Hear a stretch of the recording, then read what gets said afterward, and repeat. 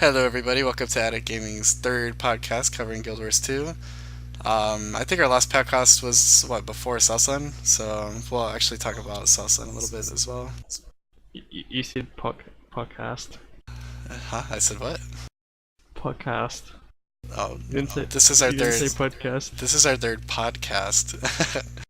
And I think our second one was before Celson, so we'll talk about Celson a little bit as well, even though it's been a while.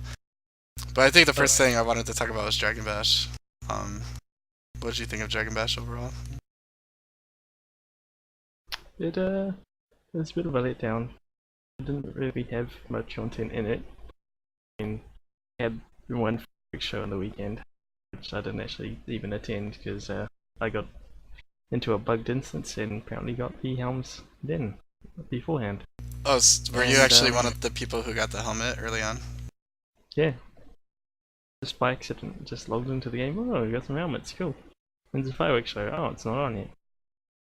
Motor racing was it's just a money sink. Not even that fun to watch. I would say it was fun to watch, and I know you don't like it, but like I was telling you before, there are arcades like in the states that have those. I forget what they're called, but it's like a horse racing game where you like there's like 10 seats and people can sit down and you like pick a horse and you start raising it, and then you'll take it out into races and race the other players. And I love those games, so it's just like horse betting basically. I was losing like crazy at first, man. I lost like 2 or 3 gold right away, but then I started winning and I think probably broke even. But the odds aren't with you in that game. No, In motor racing, I don't think they're supposed to be. it's just money sink Yeah. essentially. If it was cheaper, I would do it all the time. If it was just like really cheap, 5 or 10 silver, and then you could just sit there and like, I don't know, I would really enjoy just putting in 5 or 10 silver and just watching the races over and over. But like you said, races aren't very interesting to watch. I think they should have made the track a little bit better. It at least should have, you don't run along and follow it. Like when the race starts, it has a cam for your bird, close behind your bird. At the moment, it's just like you pay money and then you don't even have to watch the race. It just happens, and then the race is finished, and you suddenly get some mail with some prize in it if you win. Yeah, I guess the most exciting part about horse races is actually watching the race. But it is a little silly that you have to like run around the track with them to see what's going on. Yeah, might as well just have people races at that point. Yeah. I don't remember once in a horse race where you had people running after the damn horses. People chasing the horses, running around. Like Go, then, go, go, go, win. the announcers won't be in the booth. They'll be like out on the track running and like, oh, there's the horse. He's passing this guy. That's it. Well, I think we both agree that MOA racing's a little bit of a letdown. I just think I like the idea. I just think it should be like way cheaper. I know I like it, but there are definitely a few improvements. And those what the thing about Dragon Bash. That was like the one permanent content in that was coming into Dragon Bash, and I think for the most part it was a pretty big letdown. Although I don't think any content really in Dragon Bash would be great permanent content. No. I mean, I suppose you could make Dragon Ball permanent, but it wasn't really that fun. If they were gonna make it permanent, I'd just make it so with the old custom arenas that you could change your custom arena to that game type, like with all those different mini games that they brought out so far. It's a pity that you can't actually just host your own one. And people are complaining about the crossover between PvE and PvP, how there's like no crossover whatsoever. And I know they wanted it two separate games, the PvP side and the PvE side, but they're realizing a lot of people kind of want it to be mixed a little bit, and that's one really great way to mix the PvE and the PvP. And it's not only that, but you could use content that you've already created and make it permanent by letting people who own the custom arenas be able to go on to like holiday event maps. I mean, that's a perfect way to use that content instead of it just going away and then it's like not there anymore. Why not put it into the custom arenas where people can use it all the time? Yeah, with the Dragon Ball itself for the Dragon Bash, I just I don't know what was I didn't enjoy it. I felt it was just a bit boring running around in it. The fact that you would target someone and just mash your attack button until they were down. There's no there wasn't really any skill to it as What? much as normal. I think there are a couple abilities you could pick up that were actually ground targeted, but a lot of the damage came from just spamming your number one, which I understand. Like I told you, I kind of like it because it reminds me of like older FPS games like Quake or Unreal Tournament when you're running around grabbing weapons and things like that off of the ground. So you just start with a pistol or some basic weapon, then you're running around grabbing weapons to be stronger. It's kind of what it's like, but for me, like I enjoyed it to an extent. The biggest problem was with the achievement where people were just logging into the or joining the Dragon Ball, and they would just go AFK the whole time.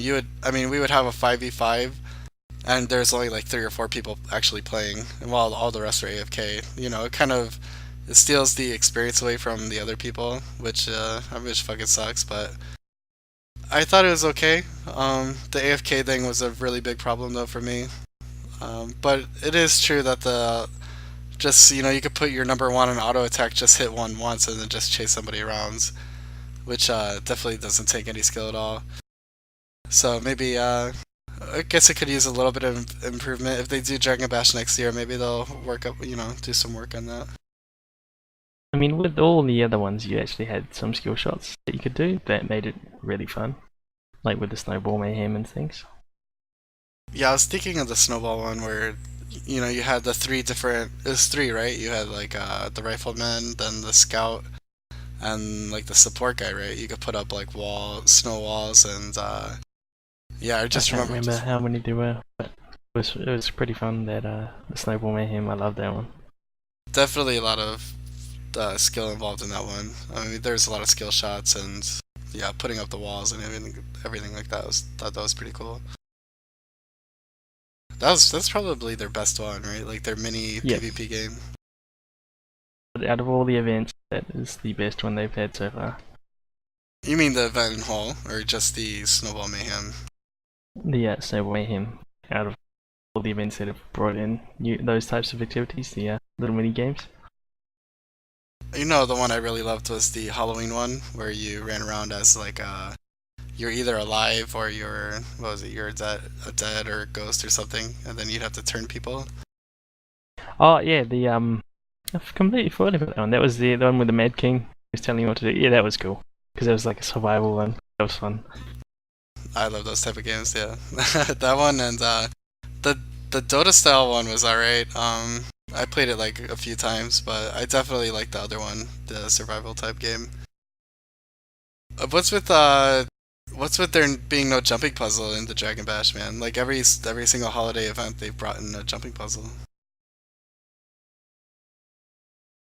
I suppose they just because the Dragon Bash they had it as a like a lead in to the Sky Pirates that they didn't want to like release a jumping puzzle now and then straight away another one.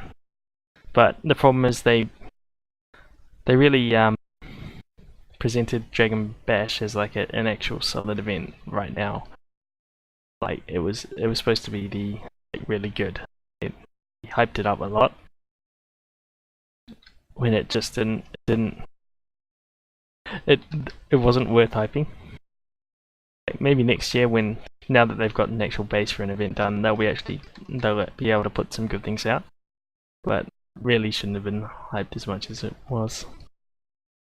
There's really not much to do other than the Dragon Ball. I mean, you have where you can search for the holograms, you get the achievement, and then you can get the Dragon Coffers from the holograms. But you get the Dragon Coffers anywhere. The Yep. holograms, like it almost feels like those scavenger hunt things, and I'm starting to get kind of tired of those.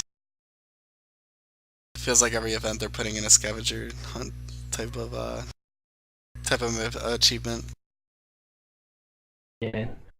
Well, at least with the Sky Pirates, the new event that's come out, they've actually put in a brand new dungeon, which Oh my is god, really good. it's amazing. It's funny because our last podcast we were kind of praising the Molten Weapons facility, right? Yep. And then South And Sun came out, and then we were oh like, god, what the hell? What is this? South Sun was just one of those things that you have to wash away. I know. The thing is, like, to like run around doing the events in South Sun, I thought was okay. I was actually doing that for a little while. But again, they had a little scavenger hunt thing. Uh, then they had the Canucks layer, which was a huge freaking That letdown. was the letdown, yes. Like when you went from a molten weapons facility to that Canucks layer, and then the second vision with subdirect and all, it was it, there was a huge gap between them in just overall quality of the events, dungeons. So I remember saying on our last podcast, we were saying how, you know, we're really looking forward to the South Sun one because we want to see if they can live up to the quality that they, like the standard that they set for the molten weapons facility. And then when we jump into Canucks layer, it's just like, it's just miles apart from the molten weapons facility. You know what I mean? Yep. I was really taken back by that. Thankfully though, with the Sky Pirates one, they've done an amazing job with it. In it, you can just there's some amazing views if you keep your eye out and terrain and stuff. Just fantastic set pieces they've done. Dungeon itself, excellent. They've got some good events in it, good bosses. Bosses are really well thought out. They're not the difficulty isn't they've just been loaded with stupid amounts of damage and HP. It's it's a technical challenge where you go in and you learn all the rotations of how the enemy's attacking and things. And it works out pretty damn well. Just like the molten weapons facility. I mean, I was telling you the other day, it's like the reason that this dungeon is so good and the molten weapons facility, when you look at those two, it's the combat is so completely different from the vanilla dungeons, and like they really in this dungeon, I think they really hit, they really nailed it with this dungeon again, like just like the weapons facility dungeon, and it's like they're really playing to the strengths of what Guild Wars 2 combat's all about, like really action based. There should be no like tanking and like that, like the vanilla dungeons kind of feel like that a little bit.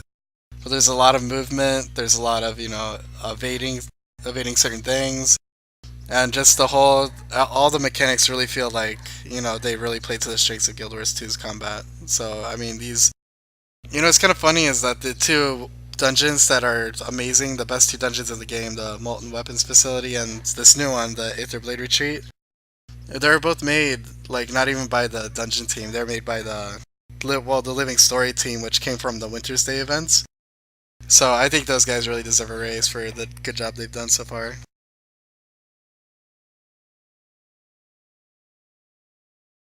On with that, how that they're really good. It's a pity that they haven't actually made them permanent. I mean, I've been looking forward to some more permanent stuff. And those things I think would be great additions to Guild Wars as a whole. They'd We've introduce them.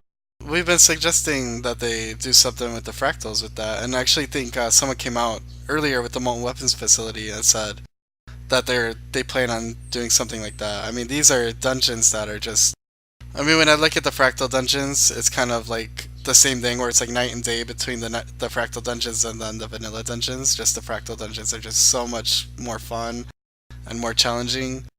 And these ones are like, I think these ones are even above that level where they're even better than the fractals. So they definitely belong in the fractals. And again, it's a great way to recycle your content. You know what I mean? It's with the Living Story, the way it's been is they're making all this great content and then just throwing it out the window. And it's within that time that they made that, they could have made something permanent to the game that we can enjoy in between these events.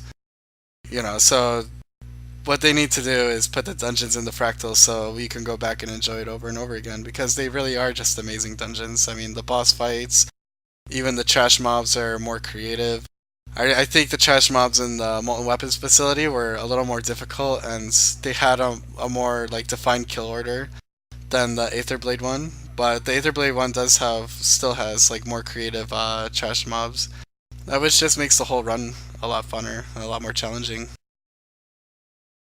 It's true.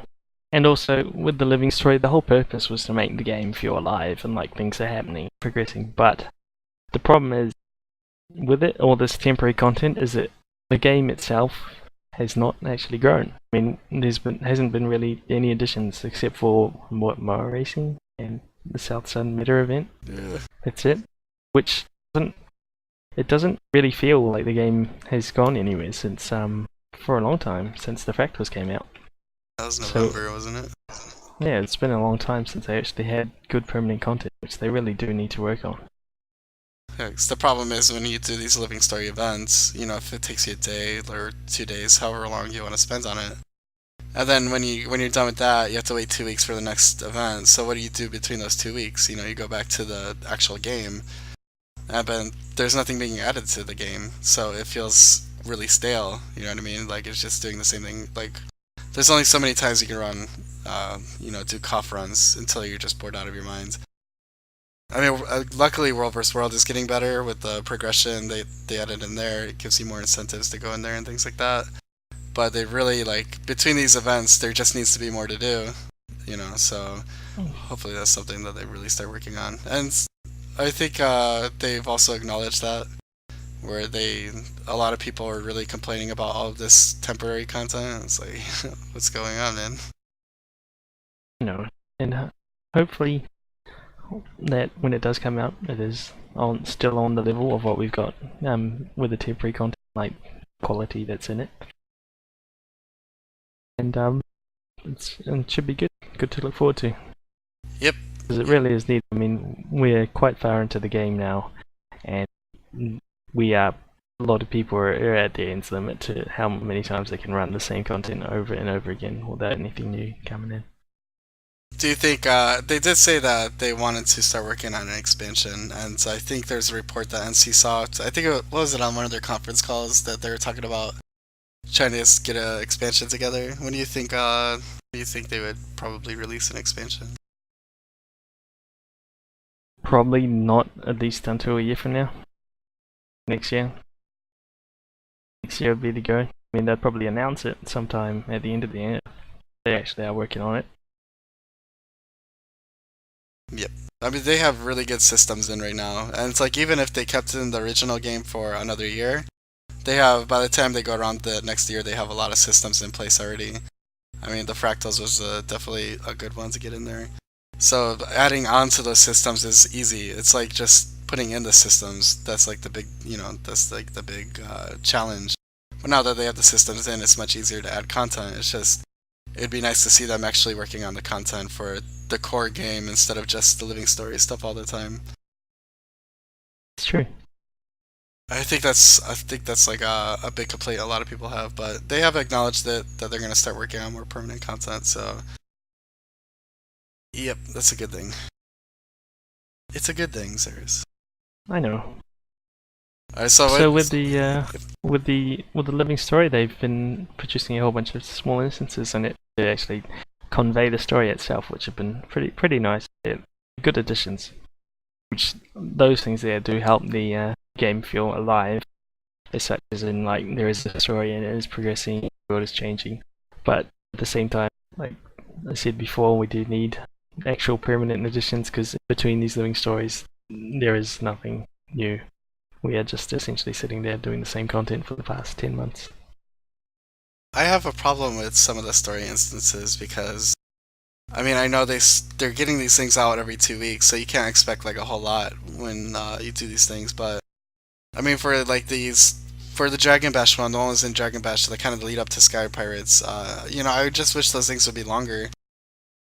Because you think about it, it was how long did it take you? Like just 5 minutes to finish it. I mean, I understand it's like a prelude, but you would hope at least it would be a little longer than that. I mean, it was nice to get like a sneak peek at the new enemies and things like that that would be in the Sky Pirates patch.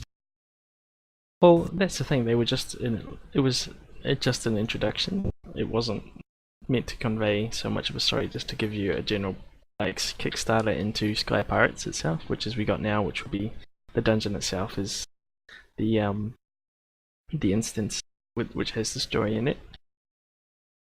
But if you look back at the old Braham's one, had it setting up the characters of Braham and Rox, where Braham would go in, and his homestead was under attack and he needed help.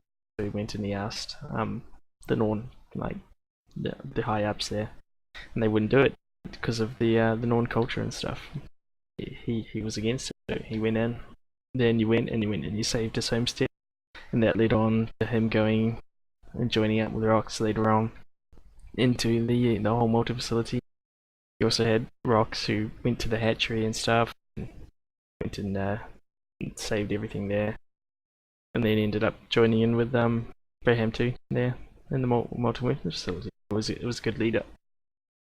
In the introduction here in Sky Pirates, when it was introducing, was it Marjorie Delacroix, and she solved her case of finding who murdered what's his face, the guy, and the whole reason behind it, the whole plot of the interruption during the Dragon Bash. I can't help you out with names, man. That's kind of like what I feel is like I'm not really too interested in the story. Just more so the content that comes with it. You were skipping it. Hey, at least I thought Marjorie was hot, so I was just staring at her the whole time. She was hot. Hey, you had a pretty cool prediction, didn't you, about how all these characters were meeting? Didn't you say something like that before? Yeah, I think they're being formed up to be the next team, like the next Destiny's Edge. Just different genders, right? So if you look at it, it's like perfect so far. Sort of there. Although I'm wondering how Lady Casman fits into it, because she's been in both the South Sun and this one so far. Maybe she's like a snap or something. No. I know you're in love with her, but I think she's gonna die later on. Sorry, man. Damn you. You tell.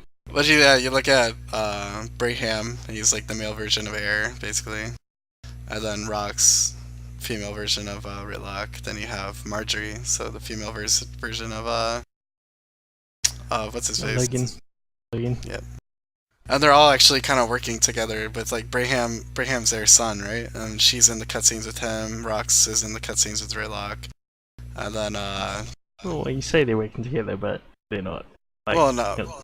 You look here. It's kind of like bringing up the. Well, it's kind of like bringing up the younger generation, so it's kind of like. It does, yeah.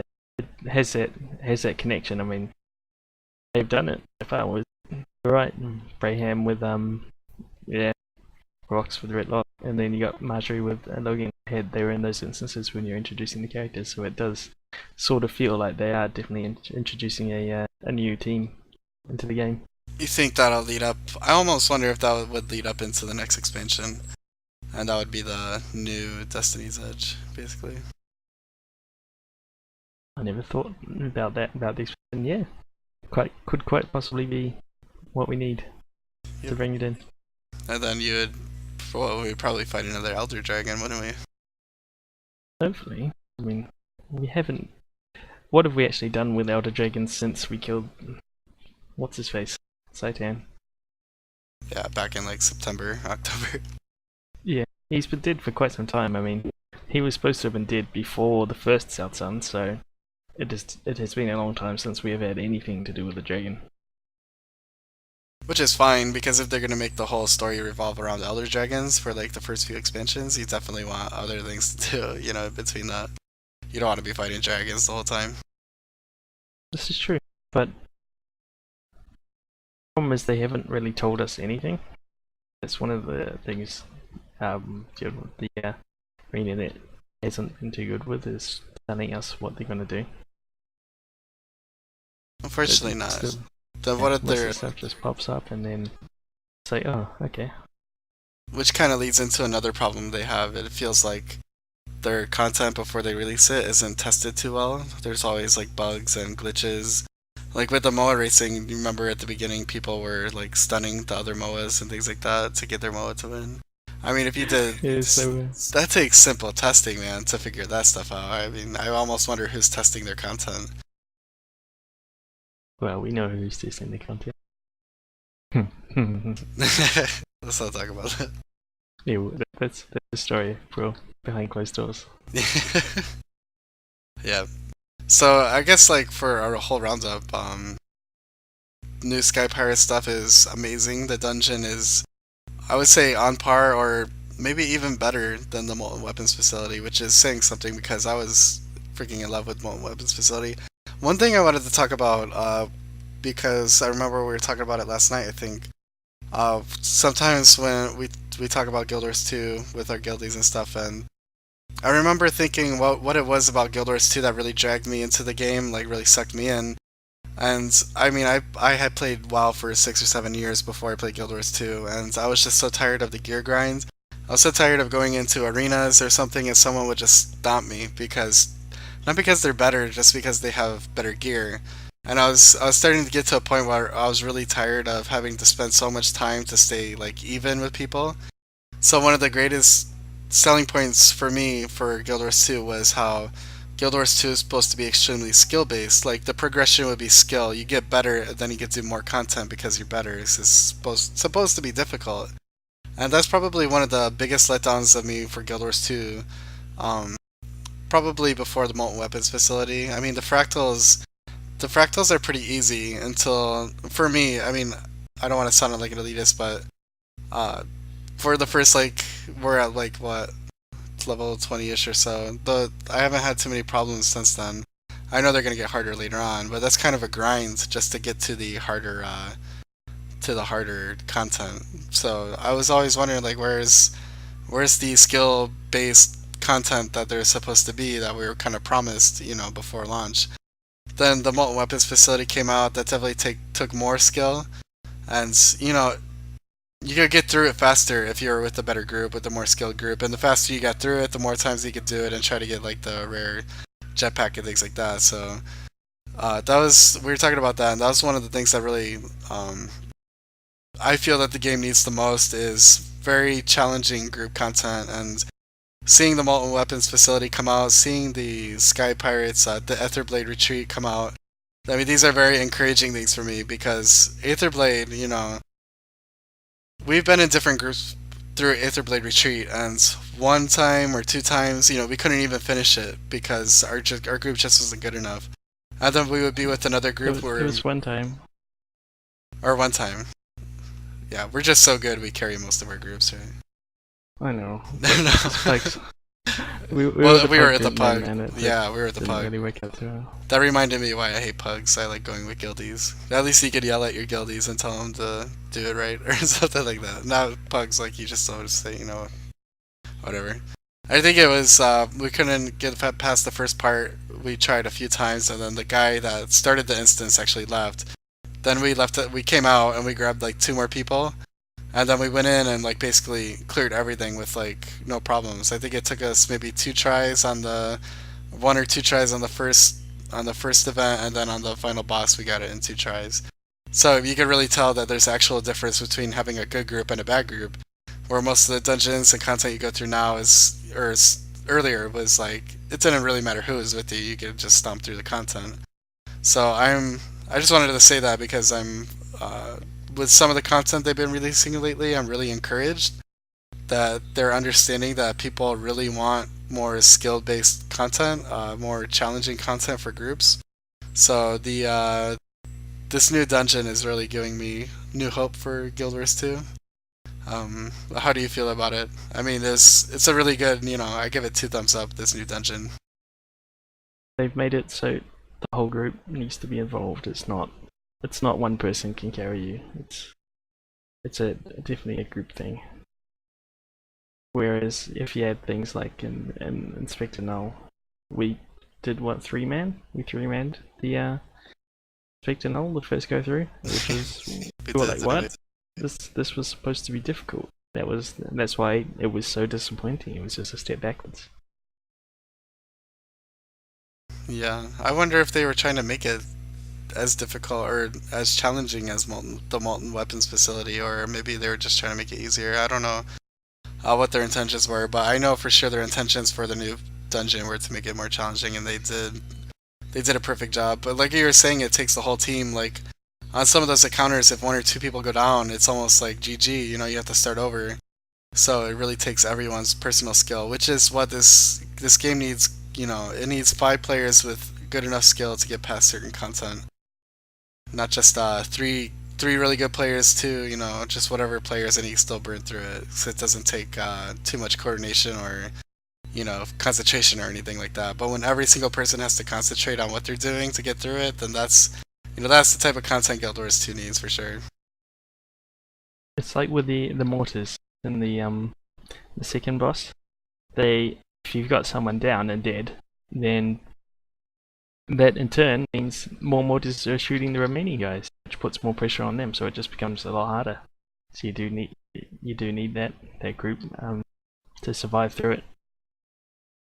Okay, thanks guys for watching AddiktGaming's third podcast. Remember to subscribe because we're going to be releasing videos for each class, talking about all the trait changes and the skill changes that they acquired in the new patch. And there's actually a ton, so that's why we're gonna be making a video for each class.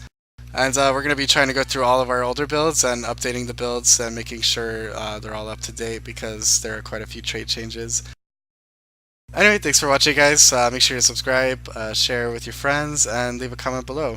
See ya. Goodbye. Goodbye.